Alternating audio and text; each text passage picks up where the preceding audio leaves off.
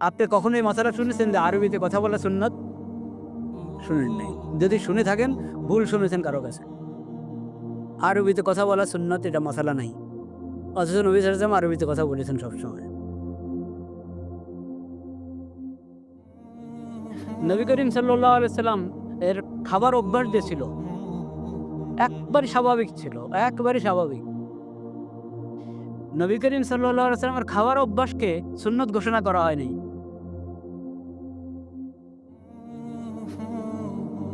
নবী করিম সাল্লাল্লাহু আলাইহি সাল্লাম খাবার অভ্যাস যদি সুন্নত ঘোষণা করা হতো, তাইলে কি অবস্থা হতো আমাদের? মাসকে মাস গিয়েছে, ঘরে উম্মুল মুমিনিনদের ঘরে আগুন জ্বলে নাই। আগুন জ্বলে না এর মানে ভাতের তো প্রশ্নে আসে না, ভাত তো সেখানে তেমন তখন ওটা চালের ছিলই না তেমন। চালের অস্তিত্ব ছিল না তা না, কিন্তু রেওয়াজ ছিল না তেমন একটা।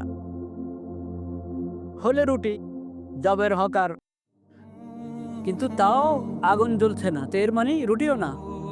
কি? পানি আর খেজুর। সেটাও কখনো আছে, কখনো আছে না। আছে, কখনো নাই। এই অবস্থা কেন? এই না যে কোনো নবী করিম সাল্লাল্লাহু আলাইহি ওয়াসাল্লাম আর্থিক সংকট, সবসময় আর্থিক সংকট ছিল তা না। আল্লাহ তাআলা অনেক দান করেছেন নবী করিম সাল্লাল্লাহু আলাইহি ওয়াসাল্লামকে। কিন্তু নবী করিম সাল্লাল্লাহু আলাইহি ওয়াসাল্লাম দান করতে থাকতেন। উম্মুল মুমিনিনরা দান করতে থাকতেন। এত দান করতেন যে পরে দেখা যায় যে ঘরে হয়তো আজকে খেজুর দরকার, যে কয়জনের জন্য যে পরিমাণ খেজুর দরকার সেটাও হয়তো নাই। শুধু পানি আছে বা খেজুর আছে আর পানি আছে। কিন্তু এটাকে নবী করিম সাল্লাল্লাহু আলাইহি ওয়াসাল্লাম সুন্নত ঘোষণা করেন নাই। যে খেজুরেই তোমাদের প্রধান খাদ্য হবে, রুটিই তোমাদের প্রধান খাদ্য হবে, যবের রুটি প্রধান খাদ্য হবে, ঘোষণা করা হয়নি। কেন? এটা কঠিন হয়ে যাবে। পোশাকের ব্যাপারে ধরেন, কোন রঙের পোশাক হবে, কোন ধরনের পোশাক হবে, কোন এলাকার পোশাক হবে, কিচ্ছু না। কিন্তু টাকনার উপরে রাখো। পুরুষ টাকনার উপরে রাখবে। এটা বিধান। এটা ওহী ছাড়া জানা যাবে না। এবং অমুসলিমদের যেটা এই নিদর্শন, ওই ধরনের কোনো কিছু তুমি গ্রহণ করো না। তুমি মুসলিম। এটা বিধান দিয়ে দিয়েছে। এবং পোশাকের উদ্দেশ্য হলো ছাতর যাতে না দেখা যায়। তাইলে ওরকম পোশাক হইতে হবে যে ছাতর দেখা যাবে না। এরকম মোটা দাগের কিছু বিধান দিয়ে দেওয়া হয়েছে। এরপর উন্মুক্ত ছেড়ে দেওয়া হয়েছে। কে সালোয়ার পরবে, কে লুঙ্গি পরবে, কে চাদর, কে জামা। জামা হলে কোন ধরনের জামা, কানি ফাড়া না গোল নাকি, কোনো কিছুকে বিধান বানিয়ে দেওয়া হয়নি। এরকম আপনি এক একটা জিনিস নিয়ে যদি চিন্তা করেন তো দেখবেন আমাদের এই শরীয়তের মধ্যে নবী করিম সাল্লাল্লাহু আলাইহি ওয়াসাল্লামের যে আদর্শ, এখানে ফরজের সংখ্যা আর হারামের সংখ্যা কম। সাধারণ সুন্নত, মুস্তাহাব, নফল এটার সংখ্যা বেশি, ফরজের সংখ্যা কম। এরকম হারামের সংখ্যা থেকে দেখা যাবে হয়তো অনুত্তম, মাকরু, ওটার সংখ্যা হবে কি বেশি। একবারে হারাম, ওটার সংখ্যা কম অন্যগুলোর তুলনায়। আর প্রয়োজনীয় কোনো কিছু ওটার মধ্যে বন্ধক, মানে প্রতিবন্ধক হবে, এই ধরনের বিধান নবী করিম সাল্লাল্লাহু আলাইহি ওয়াসাল্লামের পবিত্র সিরাতের মধ্যে পাওয়া যাবে না। আরেকটা হলো, বললাম যে কোনো অঙ্গন খালি নাই। শরীআতুন খালিদাতুন, শরীআতুন শামিলাতুন, শরীআতুন আম্মাতুন। নবী করিম সাল্লাল্লাহু আলাইহি ওয়াসাল্লামের যে সুন্নত এবং সিরাত, ওটা কিয়ামত পর্যন্তের জন্য। কারণ উনি আখিরি নবী, খাতামুন নবিয়্যিন। তার উম্মতের পর আরেক উম্মত হবে না। তার উপর হেদায়েতের যে কিতাব আর কোরআনুল কারীম অবতীর্ণ হয়েছে, এরপরে হেদায়েতের আর কোনো কিতাব আল্লাহর পক্ষ থেকে, ওহীর আর কোনো বাণী আসবে না। এটাই শেষ। যে তার সুন্নত আর শরীয়তও শেষ শরীয়ত, তার উম্মতও আখিরি উম্মত। এরপরে যদি কেউ বলে যে অমুকের উম্মত, তো এর মানে তার ইসলামের সাথে, কোরআনের সাথে কোনো কি নাই, সম্পর্ক নেই। আপনারা জানেন আমাদের এই দেশে আরেক উম্মত যে আছে, নবী করিম সাল্লাল্লাহু আলাইহি ওয়াসাল্লামের উম্মত ছাড়া আরো উম্মত আছে। জানেন তো? আপনার ধারণা আছে কিনা? হ্যাঁ? মির্জা গোলাম আহমদ কাদিয়ানী, তাকে কাদিয়ানী জামাত কি মনে করে? নবী মনে করে।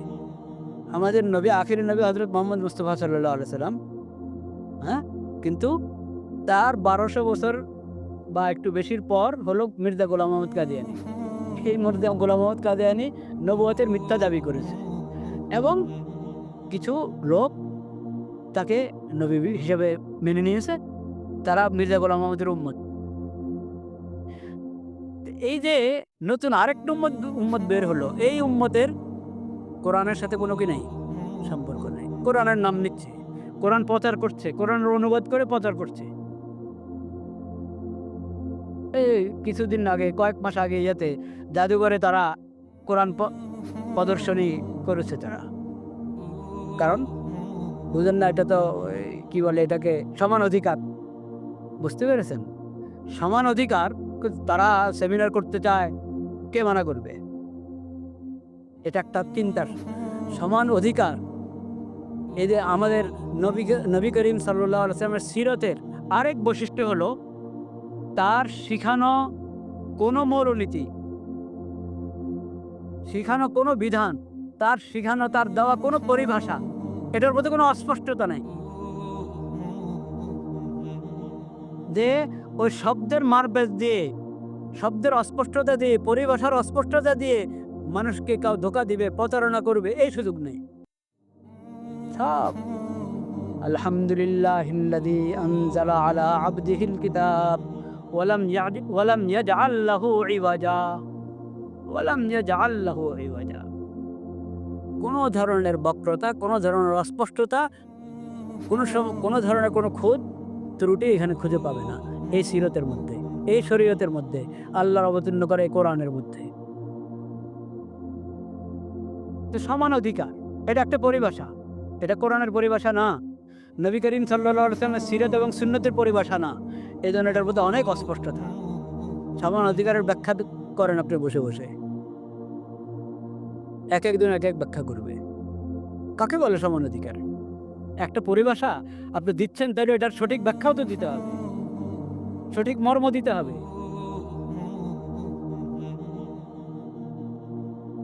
সমান অধিকার আপনি বলবেন প্রত্যেকে তার মতাদর্শ, তার মতবাদ, তার চিন্তা চেতনা, ওটা আপনার করার, তবলিগ করার, প্রচার প্রসার করার অধিকার রাখে। আচ্ছা, যদি এই কথা আপনি দলিল দিয়ে সাব্যস্ত করতেই পারেন যে সবার অধিকার আছে, আমি এখন ওই তর্কে দিলাম না, কিন্তু আমি বলতে তবলিগের অধিকার আছে, প্রতারণা করার অধিকার আছে, প্রতারণার অধিকার আছে।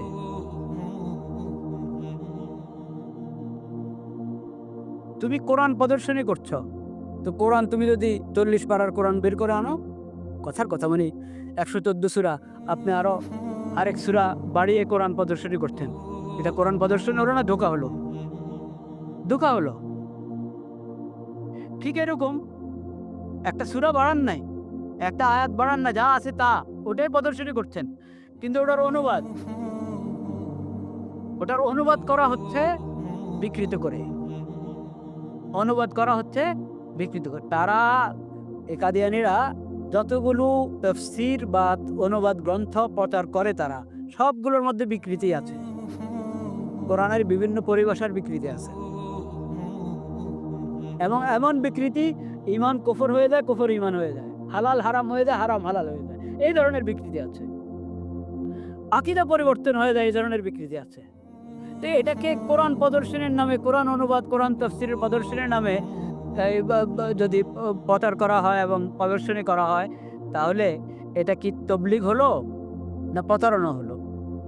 প্রতারণা। তা আপনি সমান অধিকারের কথা বলে আপনি বলেন যে তাদেরও একটা ধর্ম আছে, কাজে ওদের নাগরিক হিসাবে অধিকার রাখে এটা প্রচার করার, নাগরিক হিসাবে প্রচার করার অধিকার রাখে, মানুষকে ধোঁকা দেওয়ার অধিকার রাখে না। এটা কে বুঝবে? কাকে বুঝাবেন? আমরা কি বুঝি না, না বুঝেও বুঝি না? কোনটা?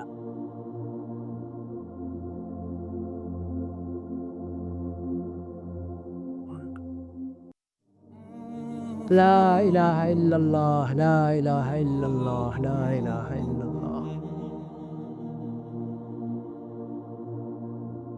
যখন এই প্রসঙ্গটা এসেছেই, তা আমি আরেকটা কথা বলে দিই।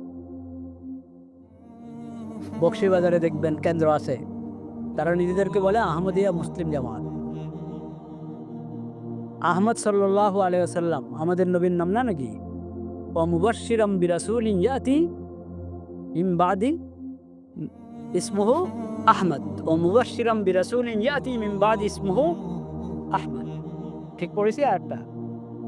তে আহমদ নবী করিম সাল্লাল্লাহু আলাইহি ওয়াসাল্লামের নাম, মুহাম্মদ নবী করিম সাল্লাল্লাহু আলাইহি ওয়াসাল্লামের নাম। আহমদ সাল্লাল্লাহু আলাইহি ওয়াসাল্লাম মুহাম্মদ সাল্লাল্লাহু আলাইহি ওয়াসাল্লামের সাথে কোনো সম্পর্ক নাই কাদিয়ানী জামাতের। তারা আহমদের অনুসরণ করে না, তারা তো গোলাম আহমদের উম্মত। আবার তারা তাদের উপাসনালয়, খেয়াল করবেন আমি কি কথা বলছি, উপাসনালয় বলেছি কিন্তু মসজিদ বলি নাই, কারণ কাদিয়ানীদের উপাসনালয় মসজিদ নয়।